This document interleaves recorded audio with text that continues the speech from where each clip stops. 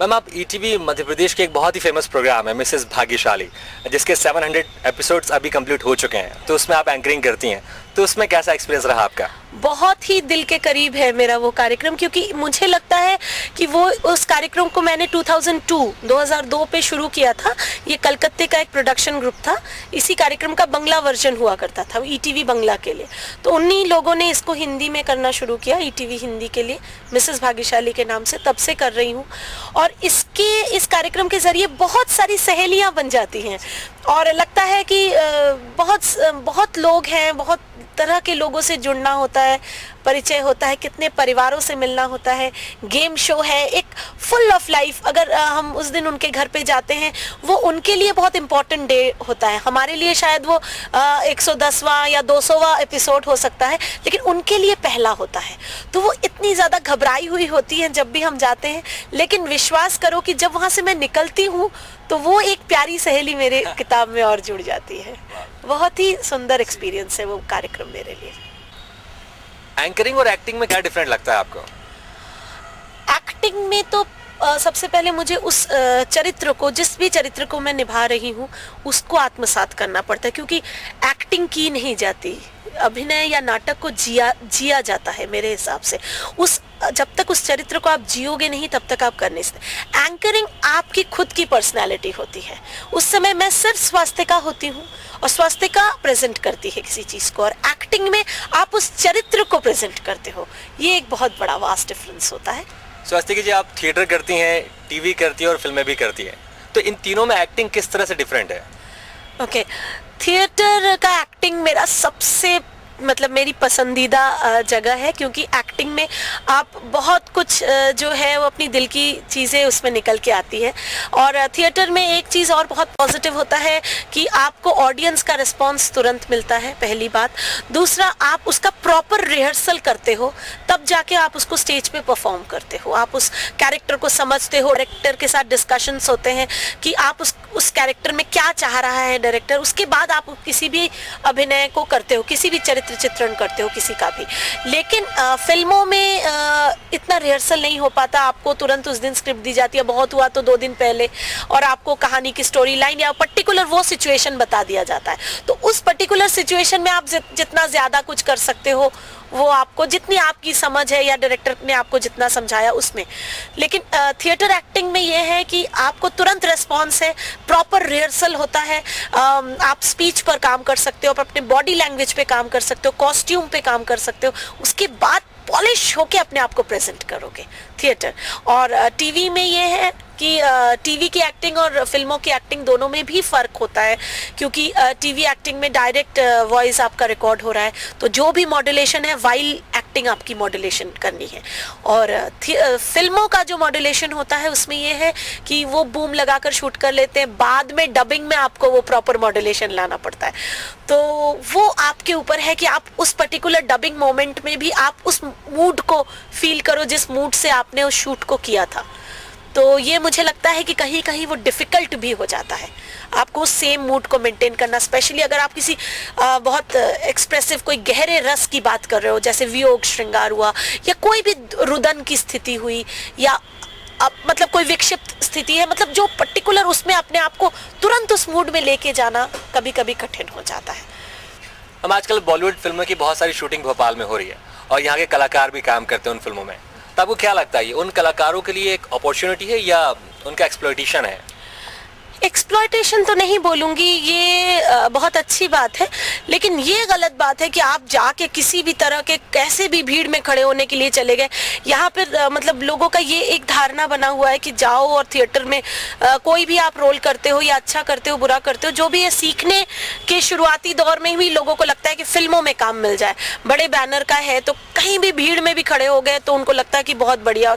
नहीं, ऐसा होना नहीं चाहिए, क्योंकि फिल्म एक ऐसी चीज़ है, आप यहाँ पर जो भी आ रहे हैं, ये हम आर्टिस्टों को, हम लोग जो भी यहाँ पे शहर में थिएटर करते हैं, हमें समझना चाहिए कि आपको फिल्मों में तभी लिया जाएगा जब आपका फिजिक, आपका अपीयरेंस उस पर्टिकुलर कैरेक्टर को सूट करेगा। फिल्मों में कोई कॉम्प्रोमाइजिंग नहीं होता। हाँ, अगर उनको चाहिए एक 60 साल की बुढ़िया, तो किसी भी हाल में कोई अच्छी सी फिगर वाली, 0 फिगर वाली लड़की को वो नहीं लेंगे, उनको चाहिए तो वही चाहिए। तो इस तरह की परेशानी, तो आप मतलब उस तरह जाकर किसी भी तरह कोई भी रोल करने के लिए जाकर भीड़ में खड़े होकर और उस तरह अपना वो नहीं करना चाहिए। एक्सप्लॉयटेशन तो मैं आर्टिस्ट या प्रोडक्शन हाउस का मैं नहीं बोलूँगी, बीच के लोग हैं और मतलब लोकल लेवल के ही लोग हैं जो और ज़्यादा एक्सप्लॉइट कर रहे हैं, जो गलत है। या तो वो डायरेक्ट अप्रोच करें प्रोडक्शन हाउस में, क्योंकि प्रोडक्शन हाउस वाले, बम्बई वाले, they are very highly professionals, उन लोग कहीं एक्सप्लॉइट नहीं करते हैं। लेकिन ये बात सही है कि उन लोग को हमारे जैसे यहाँ के भोपाल के आर्टिस्ट का जो लेवल है, परफॉर्मेंस लेवल है, उस आर्टिस्ट के लोगों को अगर उन्हें बॉम्बे से लाना पड़े तो उनको बहुत अधिक फीस दे के लाना पड़ेगा, जो चीज़ उनको यहाँ पर बहुत कम रेट में अवेलेबल। तो यही मैं एक अपील भी करना चाहूँगी इस चैनल के माध्यम से कि अगर इस तरह के कोई लोकल हैं जो लोग कोऑर्डिनेट करते हैं प्रोडक्शन हाउस और आर्टिस्टों के बीच में, वो कम से कम ये बात अपने बॉम्बे वालों को या प्रोडक्शन वालों को ये बताएं कि आपको अगर काम उस दर्जे का मिल रहा है तो फीस एक बीच का तय होना चाहिए, जिसमें बहुत कम भी नहीं हो, इनका भी सम्मान बना रहे और प्रोडक्शन हाउस का भी काम चल जाए। ये एक होना चाहिए। हम उम्मीद करते हैं कि हमारे वेबसाइट के माध्यम से ये बात उन तक जरूर पहुंचेगी और इस बात पर जरूर विचार किया जाएगा। SSD राज्य नाट्य विद्यालय अगले साल से हमारे मध्य प्रदेश में, खासकर भोपाल में खुलने जा रहा है। तो अगर आपसे एक एडवाइस मांगी जाए इसके बेहतर संचालन के लिए, तो वो एडवाइस क्या होगी आपकी तरफ से? सबसे पहले तो ये एक बहुत ही सुखद स्थिति है अगर ये खुलता है और सुचारू रूप से संपन्न होता है प्रॉपरली, बिना किसी प्रेशर के या बिना किसी तरह के दबाव के, तो ये हम भोपाल वाले क्या मध्य प्रदेश के लिए भी बहुत बड़ी सौगात है।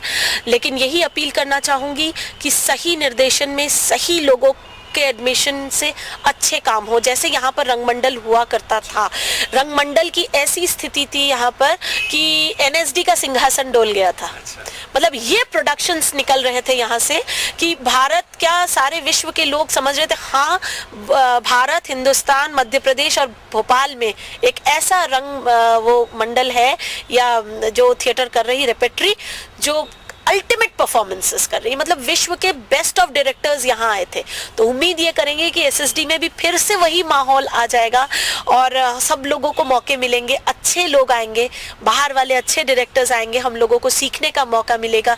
यंग जनरेशन आजकल बहुत ज़्यादा थिएटर की तरफ आगे बढ़ रही है, उन्हें मौके मिलेंगे तो सही मार्गदर्शन और सही मौक़ों की ज़रूरत है।